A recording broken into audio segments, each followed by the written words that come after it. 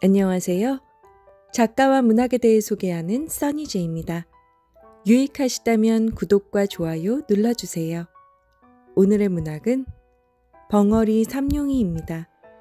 지금부터 14, 15년 전 일이다. 지금은 그곳을 청협정이라고 부르지만 그때는 연화봉이라고 불렀다. 집이라고는 10여 호밖에 있지 않았고 사람들은 대부분 과목밭을 하고 채소를 심거나 콩나물을 길러 생활했다. 그중 오생원이라는 중년 늙은이는 새벽부터 집안일을 열심히 보살폈는데 부지런하기로 소문이 났었다. 그는 동리에서 가장 인심이 후하고 존경받는 집인 동시에 세력이 있는 집이었다. 그 집에는 삼룡이라는 하인이 있었는데 벙어리였으며 땅따라고 몸뚱이가 댕강에 갖다 붙인 것 같았다. 모습은 마치 두꺼비 같았다. 집주인은 벙어리 삼룡이에게 먹고 입고 쉬는 것 등을 잘 챙겨주었다. 그런데 이 집에는 3대 독자로 내려오는 아들이 있었다. 나이는 17이었지만 누구에게든지 버릇이 없고 어리광을 부리며 사람이나 짐승에게 잔인하고 포악한 짓을 많이 했다. 동네 사람들은 아비를 속상하게 할 자식이라며 욕을 했다. 그 아들은 벙어리 삼룡이를 사람 취급하지 않았다. 말 못하는 벙어리라고 오고 가며 주먹으로 헛구리를 찌르기도 하고 발길로 엉덩이도 찼다. 어떤 때는 낮잠 자는 벙어리 입에다가 똥을 먹인 일도 있었다. 하지만 벙어리 삼룡이는 주인 아들을 원망하지 않고 자기가 병신인 것을 원망했다. 그는 이 집에서 살다가 죽는 것이 자신의 운명이라고 생각했다. 이 집의 생활 환경에서 벗어난다는 것은 단 한 번도 생각하지 못한 일이었다. 벙어리가 23살이 될 때까지 이성과 접촉할 기회가 전혀 없었다. 하지만 그의 가슴 속에는 충분한 정열을 깊이 감추어 놓았다. 그의 가을, 주인 아들이 장가를 들었다. 색시는 양반의 딸을 돈 주고 사오다시피 했다. 신부는 금지옥엽같이 길러진 터라 가정에서 배울 것, 익힐 것은 못하는 것이 없고 인물이라던가 행동거지에 조금도 구김이 없었다. 동네 사람들은 신랑에게는 과한 신부라고 얘기를 했다. 그때마다 신랑의 마음은 말하는 사람들이 미웠다.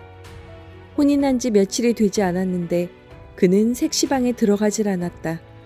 마치 돼지나 말새끼를 혼례시키려는 것 같이 신랑을 색시방으로 집어넣으려 했지만 막무가내였다. 색시가 울면 요사스럽다고 때리고 말이 없으면 빙축 맞다고 친다. 집에는 평화로운 날이 하루도 없었다. 삼룡이는 그렇게 예쁘고 유순하고 얌전하고 벙어리의 눈으로 봐서는 감히 손도 대지 못할 만큼 선녀 같은 색시를 때리는 것이 이해할 수가 없었다. 어느 청명한 달밤 삼룡이는 누워서 주인 색시를 생각했다. 삼룡이의 마음은 주인 아씨를 동정하는 마음으로 가득 찼다. 하루는 어린 주인이 술에 잔뜩 취해 무지한 놈한테 맞아서 벙어리가 집에 업어다 눕힌 일이 있다.